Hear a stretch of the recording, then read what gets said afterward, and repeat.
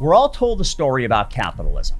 It's a story about opportunity, about that inventor in a garage who becomes a titan of industry like Steve Jobs, and the idea that anybody can build something huge and change the world. And in a lot of ways, that story's true. But what if the secret to that opportunity, the very engine that makes it all work, is a brutal, unspoken rule?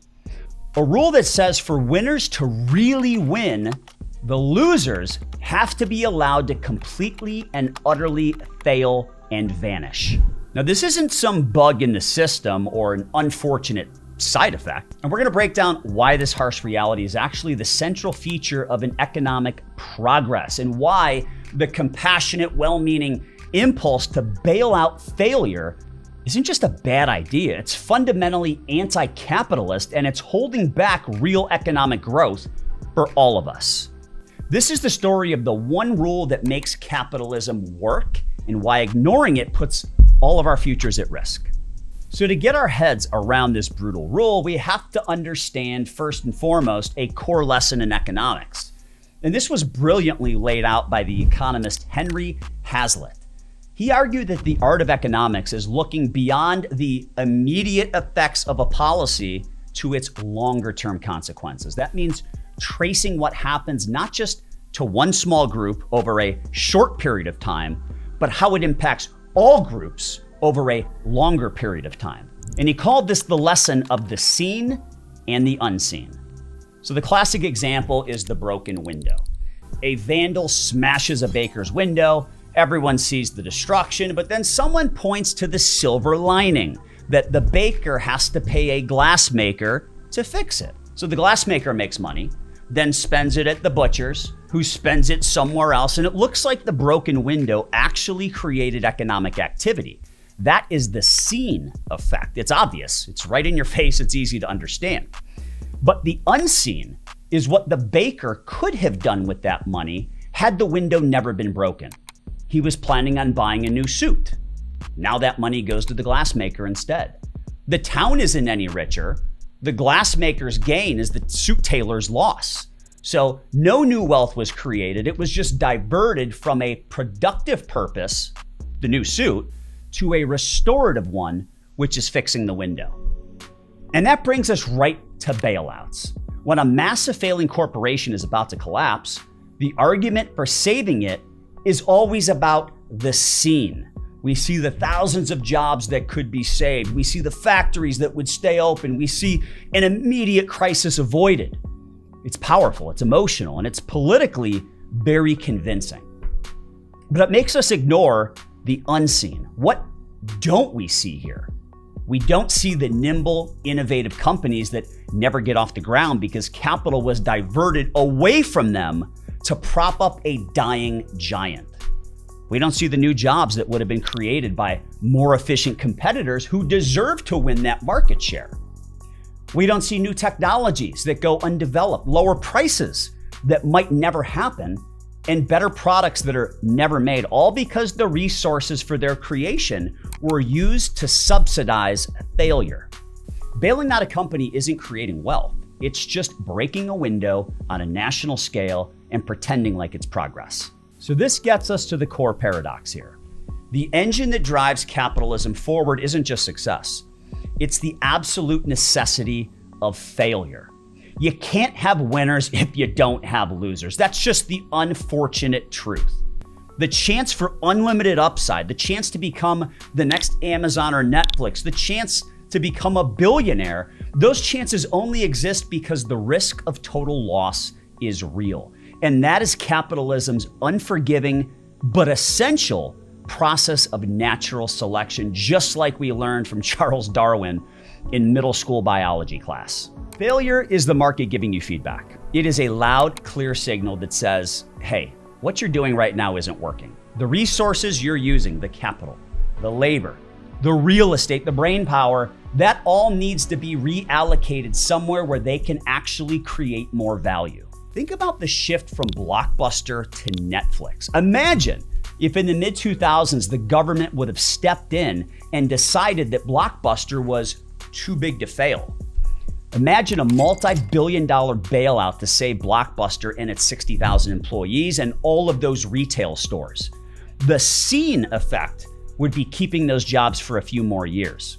The unseen effect? Well, that's the suffocation of the entire streaming revolution.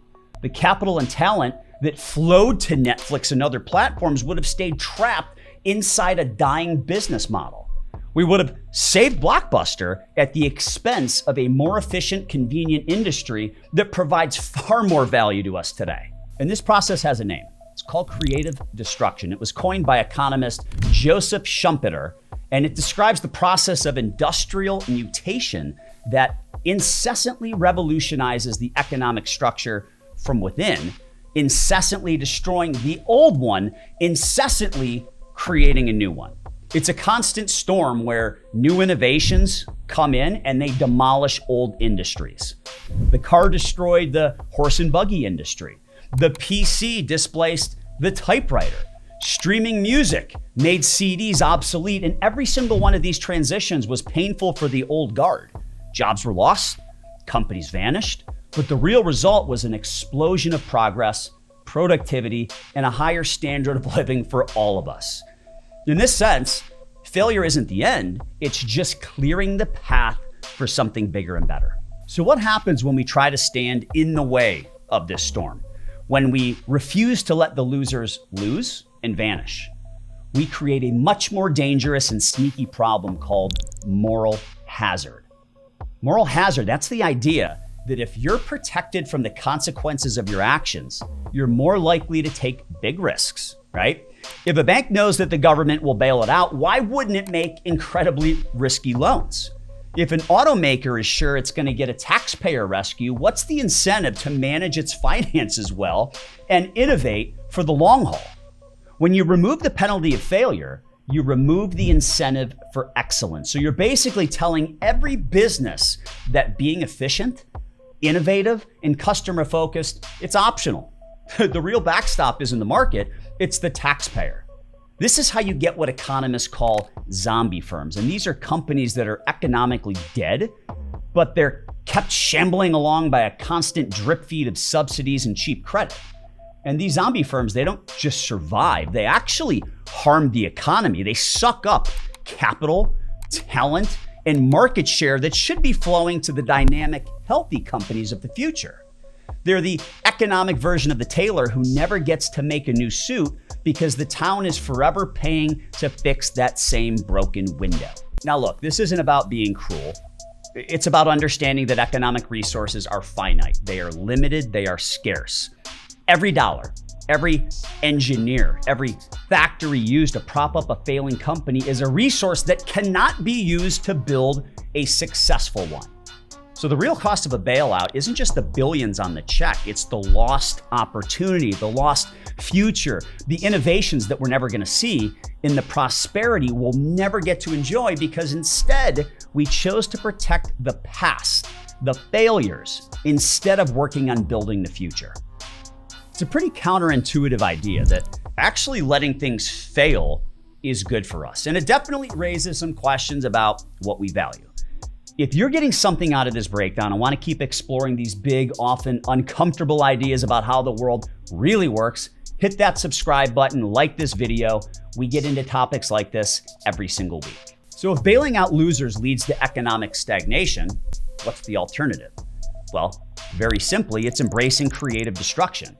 Not as something we should fear, but as the only sustainable path for us to grow the economy in the fastest manner possible for all of us.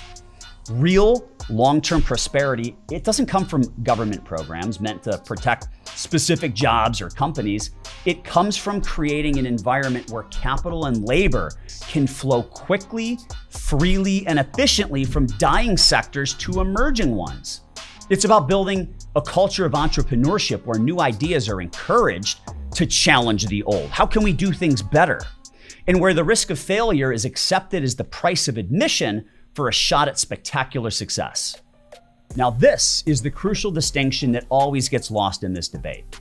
There's a world of difference between bailing out a failed corporation and providing a social safety net for the people affected by this disruption. We can and absolutely should support people through these transitions.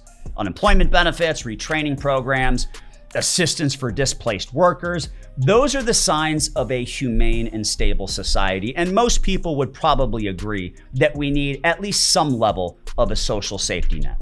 These policies help those individuals. Now, on the other hand, corporate bailouts do the exact opposite. They help the failed corporate structure, the one that wasn't working. They reward the exact mismanagement and lack of foresight that caused the collapse in the first place. They protect shareholders and creditors who made bad bets, often at the expense of taxpayers who had absolutely no say in the matter. The goal should never be to guarantee results for specific companies. The goal should be to guarantee opportunity for all people, equality of opportunity, not equality of outcome. Now, how do we do that? By letting inefficient businesses fail. What we're doing is we're freeing up the resources needed for new, better businesses to rise up, emerge, and hire those same people into more productive and sustainable jobs. You know, the brutal rule of capitalism is what makes it so uniquely powerful. The fact that winners win big and losers are allowed to vanish, that's the very mechanism that drives innovation. It forces efficiency and ultimately creates widespread prosperity. We're always tempted by the scene, the immediate visible pain of a factory closing. But real economic wisdom means we have to consider the unseen, the much bigger, more vibrant future we build when we let the storm of creative destruction clear away the failures of the past.